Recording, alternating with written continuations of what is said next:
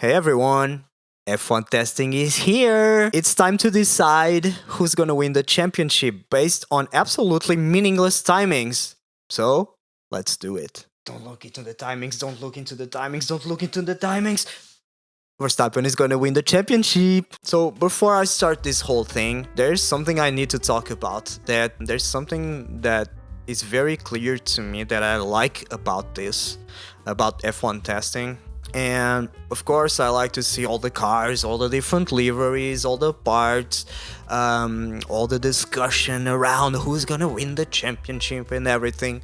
But I think what I like most, one of the most distinctive things about F1 testing, is the fact that they mix up the different broadcasting teams. So you have people from Sky Sports F1 and people from F1 TV that mix together and that broadcast together and commentate together and interact with one another. And I think that's really, really interesting because you have a lot of people with very different backgrounds, very different experiences, very different like professional careers.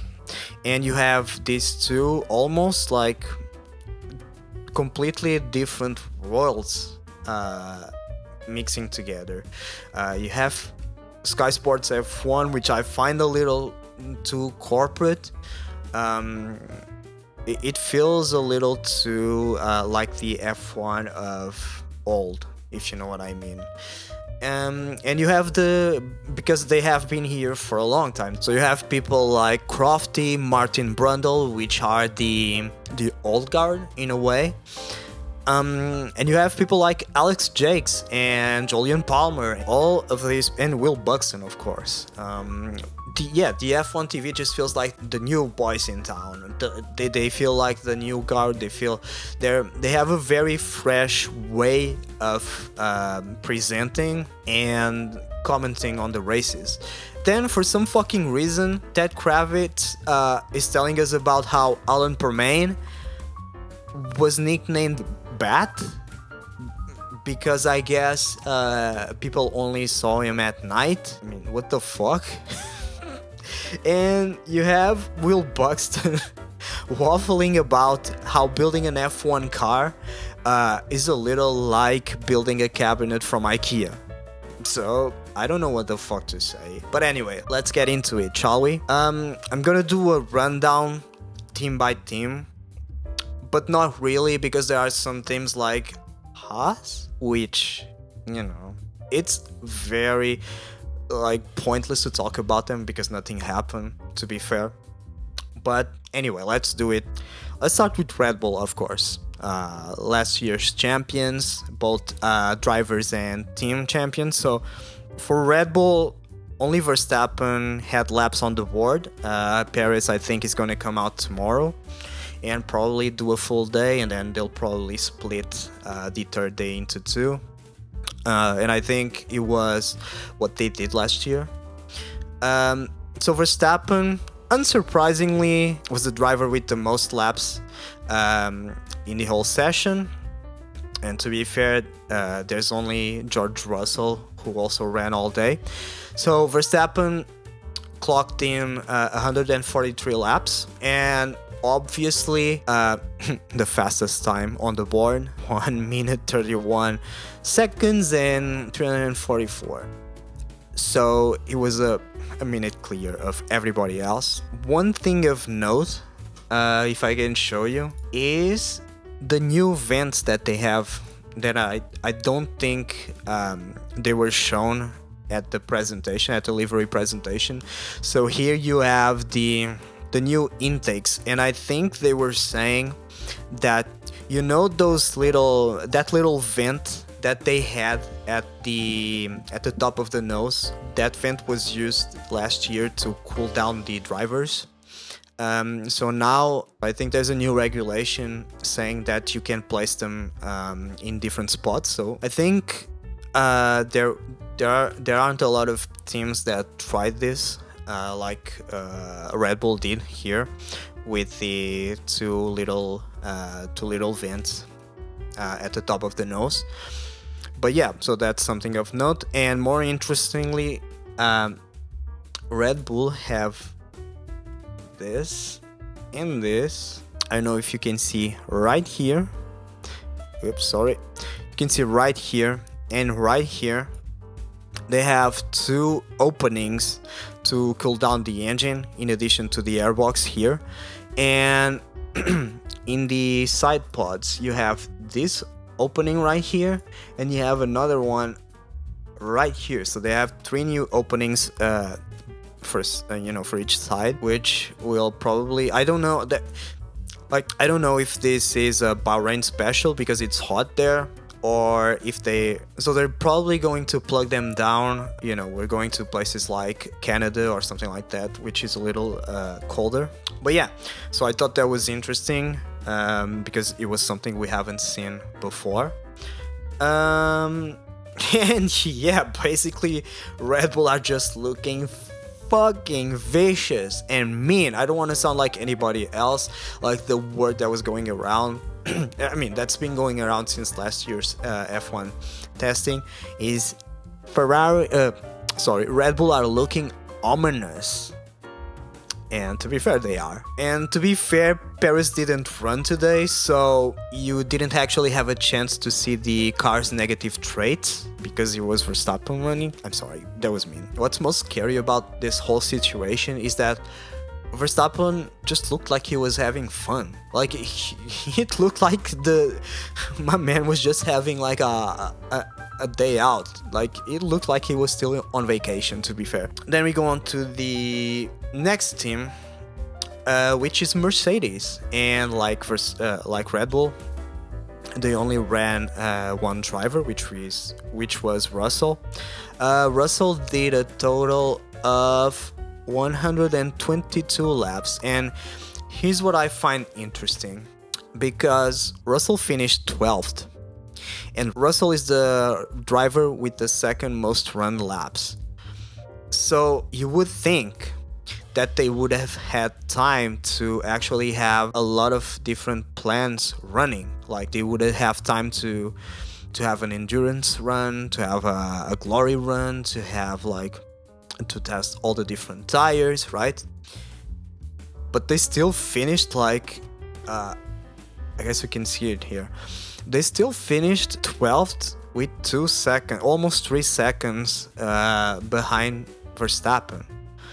And you have Logan Sargeant even with only 21 laps because he ran in the afternoon. But even then, so what I'm trying to say is that I'm not worried per se, but it's just interesting that the plan they ran was mostly based on long runs more than glory runs. So I guess we'll see tomorrow with Lewis, but I still think that this is a little awkward. Maybe they're sandbagging.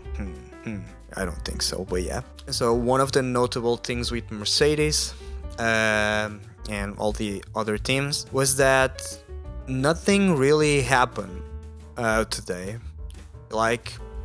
Reliability was not a problem. If you compare to 2014, where basically all the cars just stopped on track. There was maybe 7 minutes of running, and then there were red flags everywhere. But I think 2024 is proving to be a very, very reliable season, and we saw this the past few years, apart from McLaren last year that had the brakes that were catching on fire. It was kind of boring, to be honest, because I like my chaos, I like I like an element of surprise, but here people are just running their plans and running everything they had to do smoothly. So one of the most notable things that happened was something happened to, there was a little problem, or maybe not even that, on George's steering rack, because we just saw him in the garage with the cover where the steering rack was off, and they were changing something. So it's maybe not even a problem, it's just maybe they were just adjusting something. But that that made me think, like, because remember that Lewis asked the team, but because he wasn't comfortable with the sitting position because he was too forward, because George is a lot taller than him. And Lewis asked the team to change the steering or the sitting position back. I think they moved it, sorry, like 5 to 10 centimeters back. And it's really interesting to me that they were changing something, or they were correcting something in the driver's positioning or the steering angle or something like that, which is basically something that Lewis, who is leaving the team at the end of the year, asked for. So that's a bit of a yikes for George. Then we go on to Ferrari, and Ferrari, you have Charles Leclerc here in 7th place, and you have Carlos Sainz in 3rd place. Charles Leclerc did 64 laps and Sainz did 69 laps, so basically they're equal to each other. Ferrari was just solid. They had a solid day, nothing out of the ordinary, no problems. There were a few lockups here and there, but again, a lot of people had them, especially in corner 13. What I find interesting with Ferrari is that there was no blaze of glory like last year and the year previous. It was just a very calculated and very controlled run.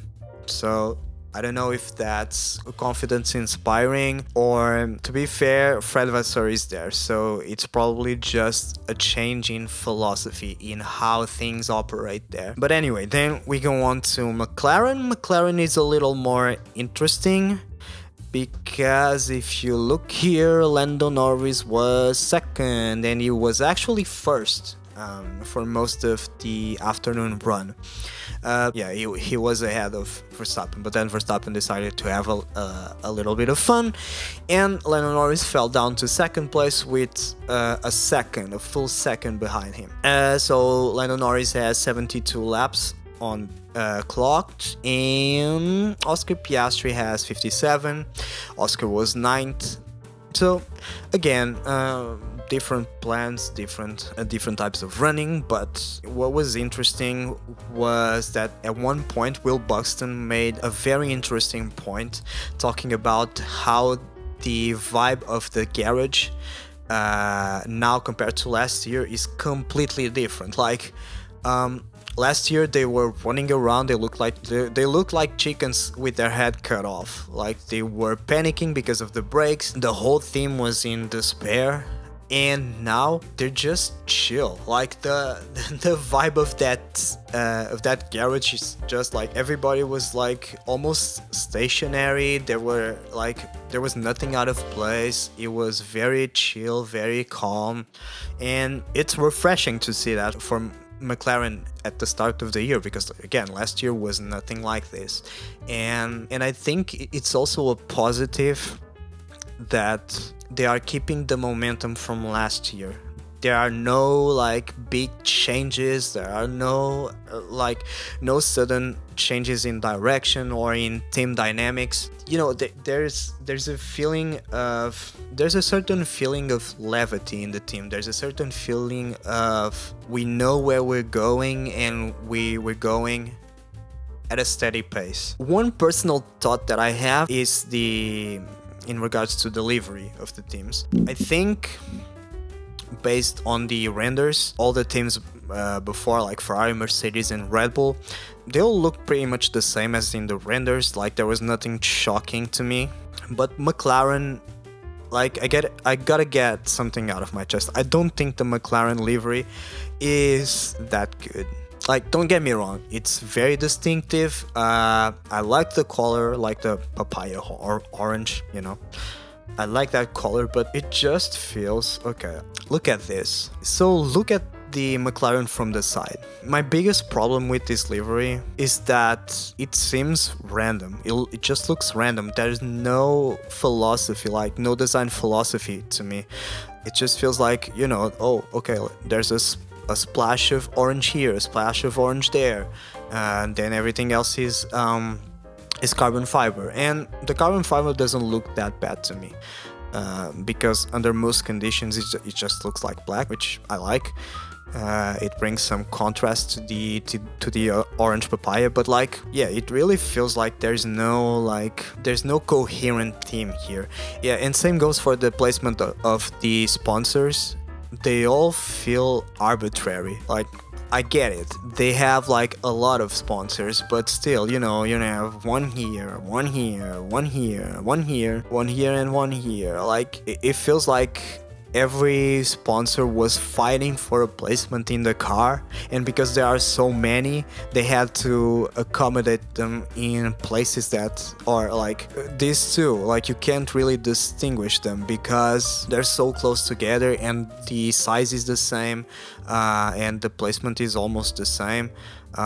Yeah, it just looks very random to me. Anyway, apart from that, nothing out of the ordinary for the McLarens. Then we go on to Aston Martin, and Aston Martin had them both running. We have Lance Stroll at 6th, and we have Fernando Alonso at 8th, which is surprising. But again, it just goes to show that F1 testing, you can't take anything at face value, because in what universe is Fernando Alonso behind Lance Stroll? But anyway, the vibe is very different from last year's, because remember, last year they were all anyone could talk about. They felt like they had the second most powerful package on the field. But yeah, this year, just very, calm, collected, nothing out of the ordinary again, like a lot of the teams. Lance did 53 laps, Fernando Alonso did 77, which is, I think he did the most laps from any of the people that just ran one session today, which again, my dude, I guess there's Hulkenberg, but still, dude is 40 something, like, come on, chill. And then we get onto Alpine, and Alpine is a different story, because you have where are you? God, they're so far back that I can't even find. Okay, so you have Pierre Gasly here in 5th, which is not bad, and then you have Esteban Ocon at 16th with 60 laps, and Pierre Gasly with 60 laps too. Very a good equilibrium between the two. Alpine, just like, they were nowhere to be found. I actually don't know where Pierre Gasly's 5th place came from, because I was watching all day, and for most of the time he was like 13th or 12th. Yeah, basically Alpine are just lost in the midfield. Yeah, there's nothing of value that I can add to that. And then we move on to VCARB, or actually, as the broadcasting team was saying, RB, which again just sounds like the RB20, the model of Red Bull's car. But anyway, everybody else is gonna call them VCARB, or so I think. So for VCARB, we have both Ricciardo and Tsunoda running. Ricciardo was 4th, which everybody was very excited about. And we have Yuki Tsunoda at 13th with 64 laps, and Daniel Ricciardo with 51 laps. Yeah, it's confirmed. Daniel Ricciardo is going to Red Bull next year, right? I mean, my dude is 4th. Like, he destroyed Yuki Tsunoda in 13th, right? No. To be fair, I think it was a good running from Ricciardo.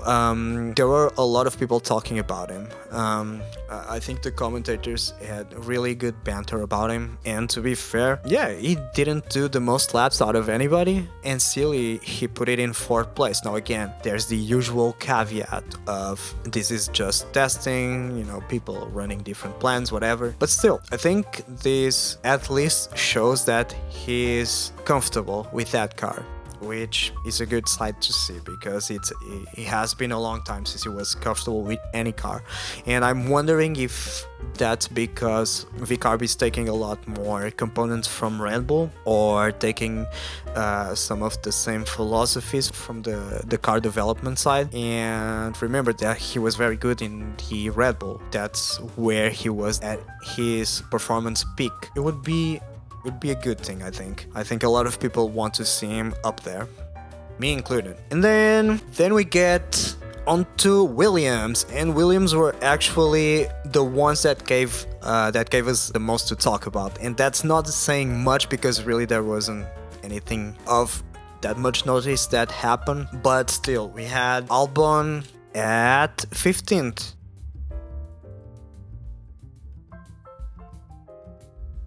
With 21 laps, surprisingly.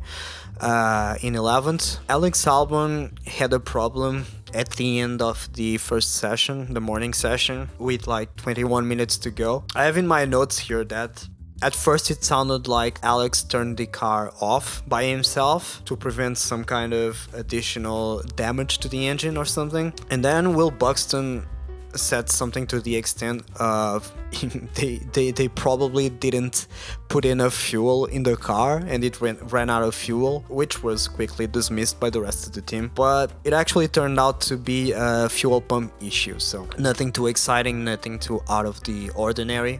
We actually have an image here from the Williams. Then in the afternoon, Logan was being his usual self and he went off track, and then he came back to the garage a little bit later, like 20 minutes later or something, with a small problem.